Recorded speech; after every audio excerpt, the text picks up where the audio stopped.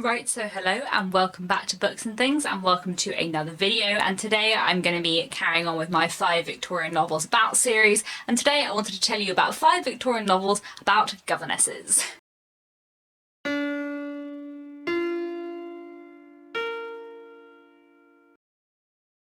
So I find the role of the governess in Victorian society, but also in Victorian literature, really fascinating. Governesses occupied this weird social position in a household where they were educated and usually middle class, so that kind of put them above the other servants, but at the same time they had no money, they were independent, they were earning their salary, which put them below the masters of the house, but also they were below the masters of the house, but they also had to teach and educate and look after the children of the house, and the children of the house had to do what they said. So they just occupied this really weird social position where they were quite on their own. So I find governesses really interesting figures, and there's many fascinating governesses in Victorian literature. So I just want to tell you about a few governesses that I find very interesting in some Victorian novels that I've read. There are obviously more governesses in Victorian literature than I have time to mention today. I'm only going to be talking about 5, sort of 6 governesses in Victorian literature today, but I highly recommend all of these books, and let me know if you have any other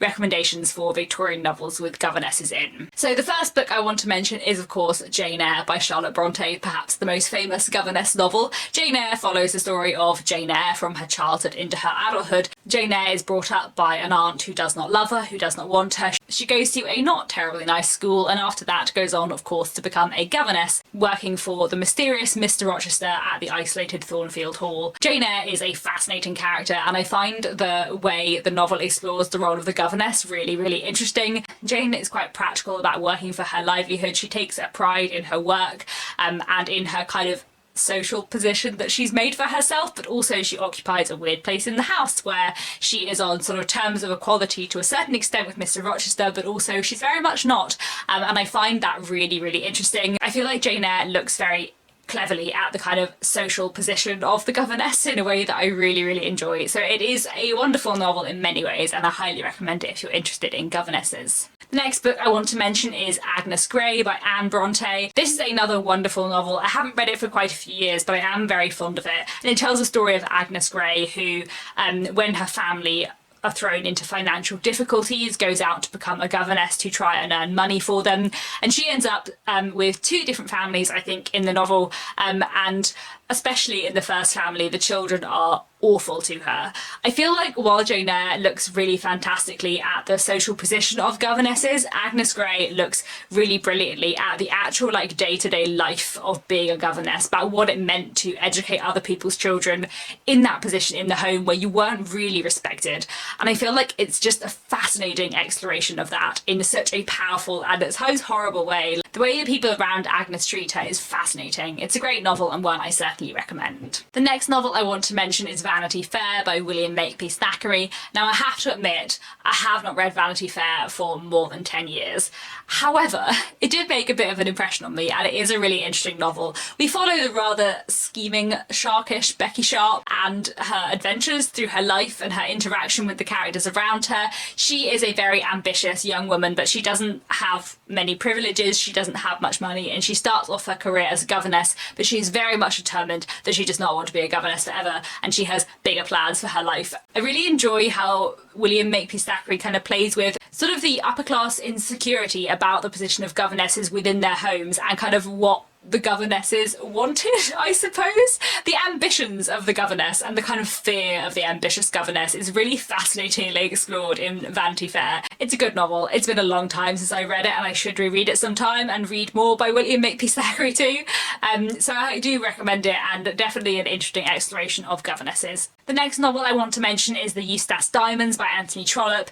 The Eustace Diamonds, like many Anthony Trollope books, has a lot of different plots going on, but one of the plots follows a young woman called Lucy Morris, who is a governess, and she is engaged to a man called Frank, who is torn a bit between her and a much kind of higher class woman called Lady Eustace. And I find the way the book explores kind of Lucy's awkward social position as a governess, but also with this potential future marriage to a man who's of a slightly higher class than her, but then he is also interested in someone who's of a slightly higher class than him. And it's all very complicated on a class level, which I find really fascinating. I also really like Lucy as a character. The Eustace Diamonds is not my favourite Anthony Trollope novel, but Lucy is one of my favourite characters in it, and I really enjoy her. I think she's very, very interesting, and her determination, I suppose, is something I find very engaging. The next novel I want to mention is Lady Audley's Secret by Mary Elizabeth Braddon. This is a really interesting one because Lady Audley, from the title, has been a governess. Lady Audley starts out as a governess and then she marries the local lord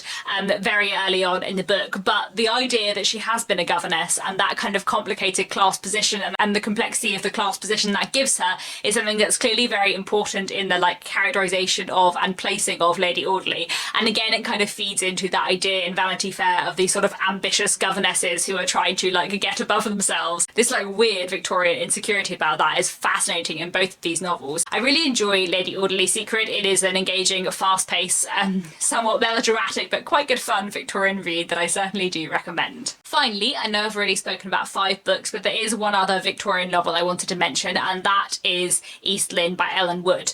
The reason why I'm not making this one of the 5 and it's just an extra bonus one at the end is because I don't know how to talk about the role of the governess in this without major spoilers, because governesses / a governess is not really a thing in this book until quite a way through, so I can't really tell you about why governesses are interesting in East Lynne, but if you're interested in governesses in Victorian literature, trust me, I recommend East Lynne. It's also just a great book for many reasons, but yeah, definitely belongs on this list, though I can't really talk about it in a very spoiler-free way. And that's all for now. Please let me know down in the comments who your favourite literary governesses are, and thank you very much for watching. I'll be back very soon with another bookish video.